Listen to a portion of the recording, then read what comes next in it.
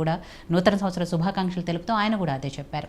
ఏదైతే ఈ సంవత్సరాన్ని రైతు మహిళా యువత నామ సంవత్సరంగా సంకల్పిస్తున్నామో ఆ దిశగానే ప్రభుత్వం పనిచేస్తుంది అని చెప్పారు. సో ఆ ప్రణాళికలు, ఆ వ్యూహాలు, ఆ ప్లాన్స్ ఎంతవరకు ఉన్నాయి కాంగ్రెస్ ప్రభుత్వం దగ్గర అనేది?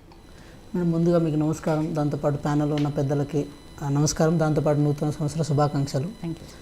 మేడం, కాంగ్రెస్ పార్టీ గవర్నమెంట్ వచ్చిన తర్వాత నిత్య కళ్యాణం పచ్చతోరణం అని మేము అంటాం మేడం. ఎందుకంటే 10 సంవత్సరాల కాలంలో ఏదైతే తెలంగాణ ప్రజానీకం కోల్పోయిందో దాన్ని అందియడంలో భాగంగా ఫస్ట్ మేము ట్యాగ్లైన్ ఒక ప్రజాపాలన అని చెప్పి పెట్టడానికి ప్రధాన ఉద్దేశం కూడా అదే మేడం.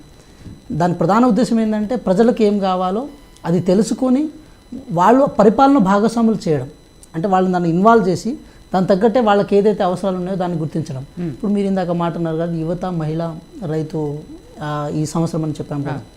ఈ 3 అంశాల మీద నేను ప్రధానంగా మాట్లాడదలుచుకున్నాను మేడం. ఈ 3 అంశాలు ఏంటంటే ఇది చాలా కీలకమైన అంశం మేడం. ఇక్కడ యువత అనేది ఈ దేశ భవిష్యత్తు, మహిళలు అనే వ్యక్తులు ఈ దేశ జీడిపిలో కానీ ఈ దేశ ఔన్నత్యంలో కానీ వాళ్ళ భాగస్వామ్యం ప్రధానంగా ఉండాలని చెప్పి ఎవరైనా కోరుకునే వాళ్ళు ఉంటారు.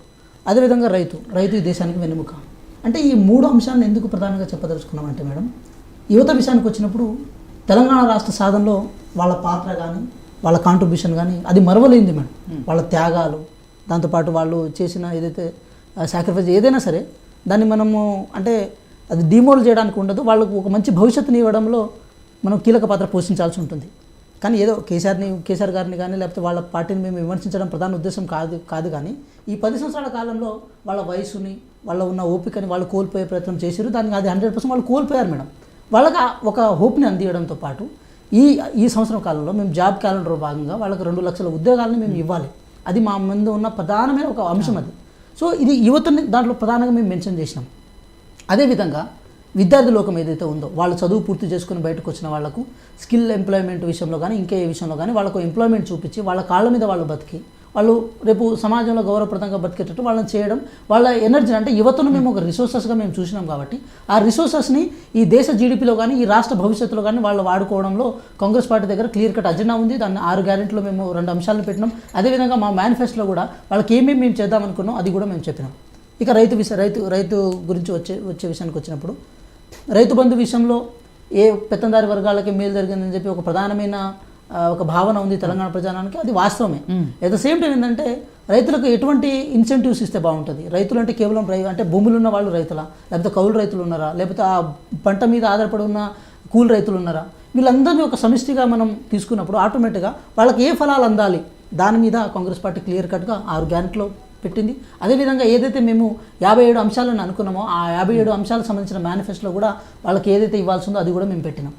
యువత అయిపోయింది, రైతు అయిపోయింది. ఇప్పుడు మహిళలు గురించి ప్రధానంగా మాట్లాడుకోవాలి. ఎందుకు మాట్లాడుకోవాలంటే మహిళల విషయానికి వచ్చినప్పుడు బీఆర్ఎస్ పార్టీ కానీ బీఆర్ఎస్ పార్టీ నాయకులు కానీ కొంతవరకు సంకోచితంగా ఆలోచిస్తున్నారు మేడం. అది ఎంతవరకు కరెక్ట్ ఉద్దేశం కాదు. ఎందుకంటే ఇండియన్ సొసైటీ అనేది ఎట్లా బిల్డ్ అయి ఉంటుందని మనకందరికి తెలిసిన విషయమే. మనం కేవలం దళిత వర్గాలు, గిరిజన వర్గాలు వీళ్ళే అట్టడుగు వర్గాల వాళ్ళు ఉన్నారని మనం అనుకుంటాం. కానీ మహిళలు కూడా కొంచెం కింది వర్గాల వాళ్ళుగానే పరిగణించబడుతున్నారు ఈ సొసైటీలో. వాళ్ళను అప్లిఫ్ట్ చేయడం, వాళ్ళు స్వతంత్రంగా బయటకు వచ్చి పని చేయడం కోసం వాళ్ళకు ఇన్సెంటివ్స్ ఇవ్వాలి, వాళ్ళకు ప్రోత్సాహం కావాలి. ఎందుకంటే అంబేద్కర్ గారు ఒక మాట అంటారు మేడం, ఆ మాటను బేస్ చేసుకొని ఈరోజు కాంగ్రెస్ పార్టీ 6 గంటలు అది పెట్టిరు. ఏంటంటే ఎక్కడైతే ఆ సమాజం వర్ధిల్లుతుంది అని చెప్పడానికి మనం ఇండికేషన్ ఏం తీసుకోవాలంటే ఆ సమాజంలో ఉన్న మహిళలు సంతోషంగా ఉన్నారని అంటే ఆటోమేటిక్గా ఆ సమాజం వర్ధిల్లుతుందని చెప్పి మనం ఇండికేషన్గా చెప్పొచ్చని అంబేద్కర్ గారు అంటారు. దాన్ని దృష్టిలో పెట్టుకున్నప్పుడు మేము చేసినప్పుడు ఈరోజు బస్సు ఫ్రీ ఇచ్చినాం. At the same time gas connection విషయంలో 500 రూపాయలకి ఇస్తున్నాం. అది మహాలక్ష్మి పథకం కిందకే ఇస్తున్నాం. అదేవిధంగా మేము మహిళలకు 200 యూనిట్ల కరెంట్ ఏదైతే ఉందో అది కూడా మహిళల పేరు మీదే ఇస్తున్నాం. అదేవిధంగా వాళ్ళ చదువు విషయానికి వచ్చినప్పుడు దాంతోపాటు వాళ్ళకు అంటే డ్వాక్రా మహిళలకు వాళ్ళకు రుణాల విషయం ఏదైనా సరే మహిళలకు ఆర్థిక స్వావలంబనలో భాగస్వామ్యం చేయడం కాంగ్రెస్ పార్టీ దగ్గర ఉన్న ప్రధానమైన అంశం మేడం. అందులో భాగంగానే మేము తీసుకున్న ఇనిషియేటివ్స్ ఉన్నాయి. అంటే ఇదేదో మేము కల్లిబుల్లిగా చెప్పాలి, మాటలతో చేయాలని కాదు మేడం. మేము డే 1 నుంచి వచ్చిన తర్వాత బస్సు ఫ్రీ చేసినాం. మేము బస్సు ఫ్రీ చేసినప్పుడు బీఆర్ఎస్ పార్టీ నాయకులు ఏమన్నారు, అయ్యో బస్సులు లేవు, ఏం లేవు, బస్సు ఫ్రీ అన్నారు అని చెప్పి చిన్న విషయాలను ట్రోల్ చేయడం, నోటితో చెప్పి నొసటితో వెక్కరించడం, అలాంటి ప్రయత్నాలు వాళ్ళు చాలా చేశారు. మేము వచ్చిన 10-20 రోజులకే విమర్శన చేయడం స్టార్ట్ చేశారు. మేము 1050 బస్సులకు మేము ఆర్డర్లు ఇచ్చినాం. దాని తగ్గట్టు బడ్జెట్ రిలీజ్ కూడా చేసినాం. మా రవాణా శాఖ మంత్రి ఎవరైతే పొన్నం ప్రభాకర్ గారు ఉన్నారో దానికి వాళ్ళు ఓపెన్ కూడా చేశారు కొన్ని బస్సులకి మచ్చుకు. అంటే మేము ఇక్కడ ఏమంటున్నాం మేడం, ఈ 3 అంశాల విషయంలో కాంగ్రెస్ పార్టీకి విజన్ అజెండా ఉంది.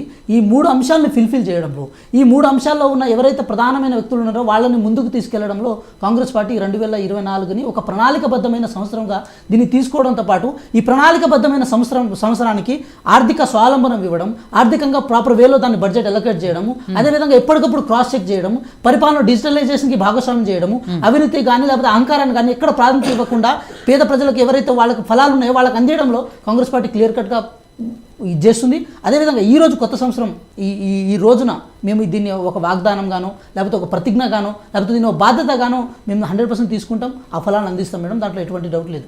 రైట్. సో వెంకటరెడ్డి గారు